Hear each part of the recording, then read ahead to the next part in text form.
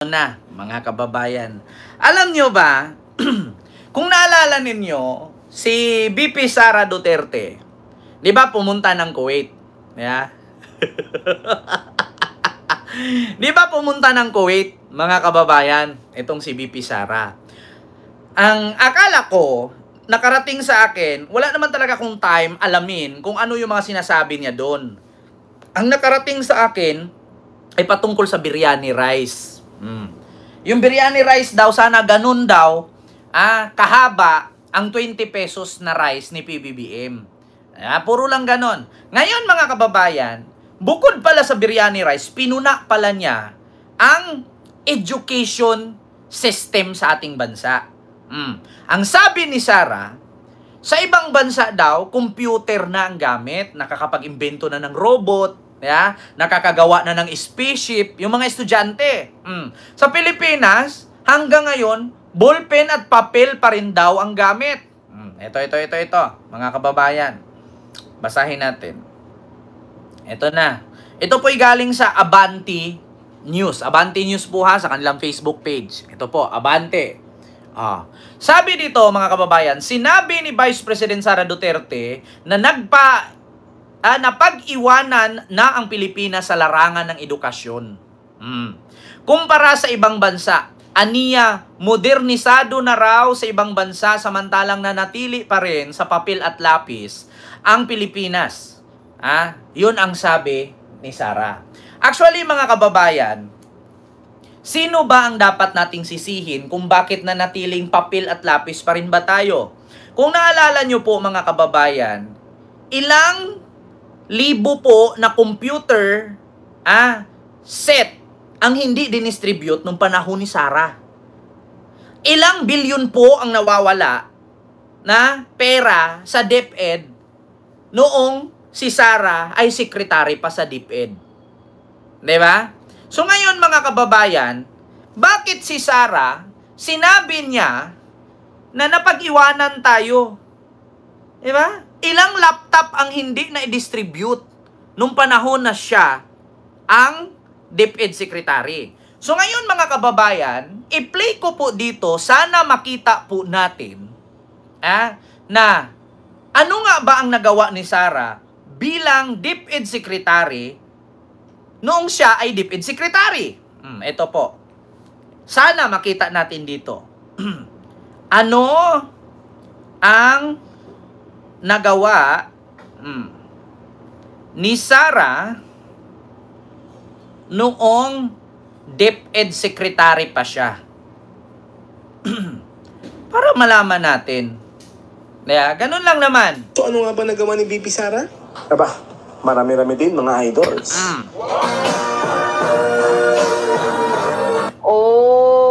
Halimbawa, taong 2024. Kung makikita nyo, ang approved na budget ng Office of the President para sa classroom construction ay 19 billion. Noong lumabas na ang House version ng Appropriations Bill, ay naging 24 billion ito. So, approved 19 billion, paglabas sa House, naging 24 billion. At doon sa 24 billion na yon, kung hahanapin mo sa papel, kinuha nila ang 5 billion ng repairs ng classrooms at nilagay nila doon sa 19 billion para maging 24 billion siya. So ang naiwan sa repairs, sa kawawang mga classroom, ay 1 billion. Kaya... So ganun nagreklamo siya kasi kinakat daw ang mga budget. Ngayon mga kababayan, simula ba nung siya ay itinalaga bilang DepEd Secretary, may nagbago ba? Wala pong nagbago. Bagkus, halos lahat po ng pagiging DepEd Secretary ni Sara, lahat po yun ay may anomalya. Ito po yung isa sa anomalya, mga kababayan. Ito po, Nutriban. DepEd. Look at that. Sinita ng mga mambabatas So napapansin nyo ba? sa Kamara ang nabisto mga bulok at inaamag ng Nutriban na binili ng Department of Education para sa feeding program nila noong nakaraang taon. Pati mga biniling gatas, delayed ang delivery. Nasa frontline ng balitang yan, si Marian Enriquez. Ayan na. Sa pagdinig kahapon sa budget ng Department of Education sa Kamara, inusisa ang nabistong problema ng Commission on Audit sa mga gatas at Nutriban na pinamigay sa feeding program ng ahensya noong 2023. Base sa audit report, 5.69 billion pesos ang inilaang pondo sa programa noong nakaraang taon. Pero marami raw sa biniling pagkain ang nasayang. Yung mga bulok na Nutriban, may amag na Nutriban, o kaya naman may pest or insekto sa Rinig nyo? Yan po ang kadahilanan.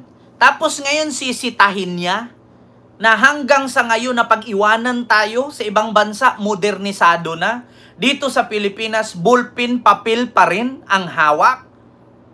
Eh yung mismong Nutriban pa nga lang, hindi nyo ma-distribute, binulsa nyo na eh.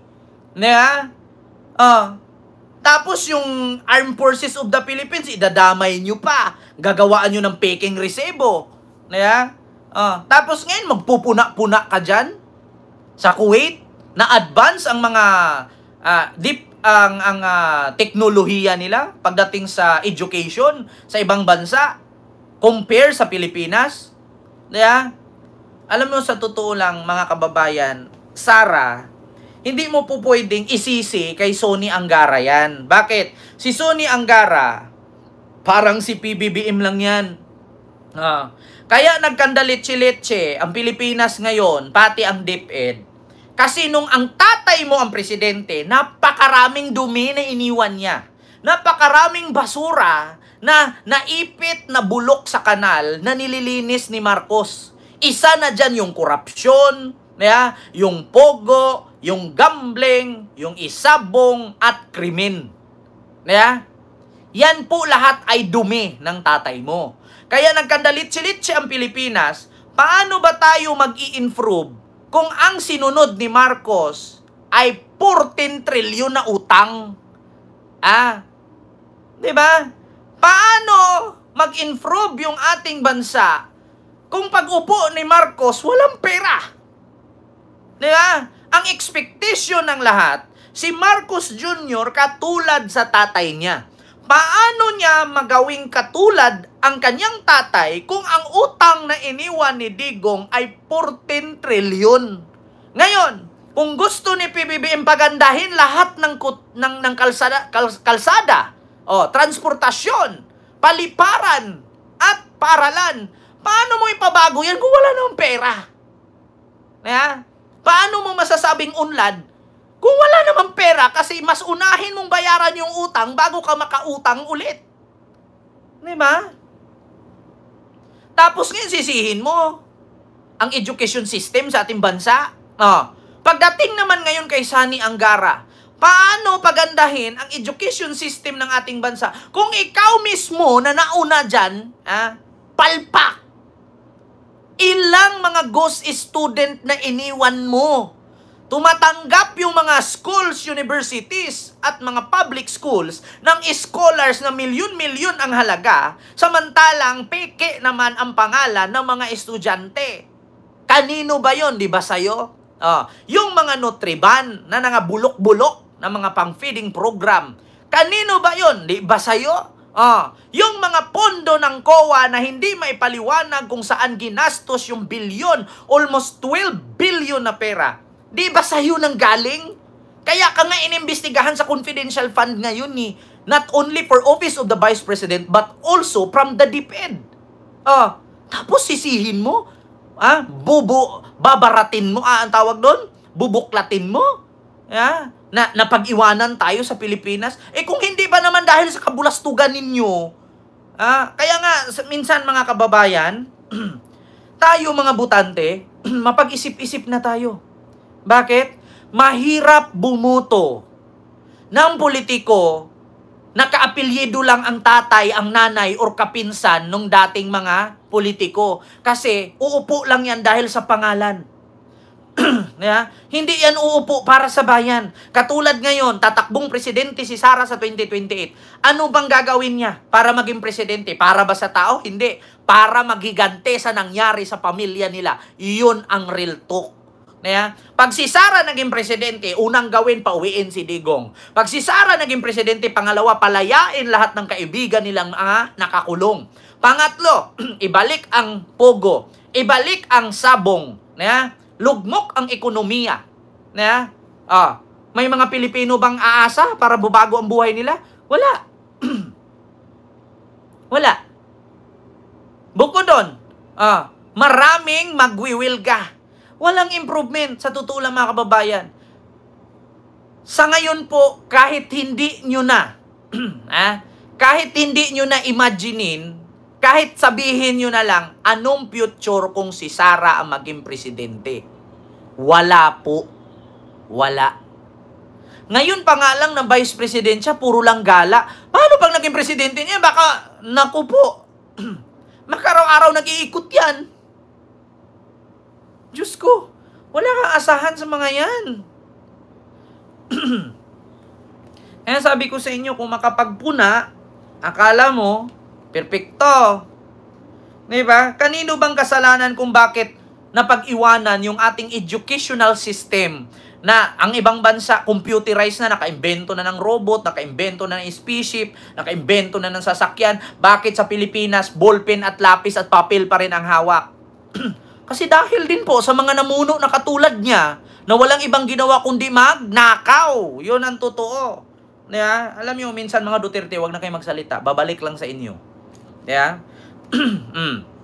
Katulad dito, mga kababayan, sa sunod. Ano nga ba yung sunod? Ito mga kababayan.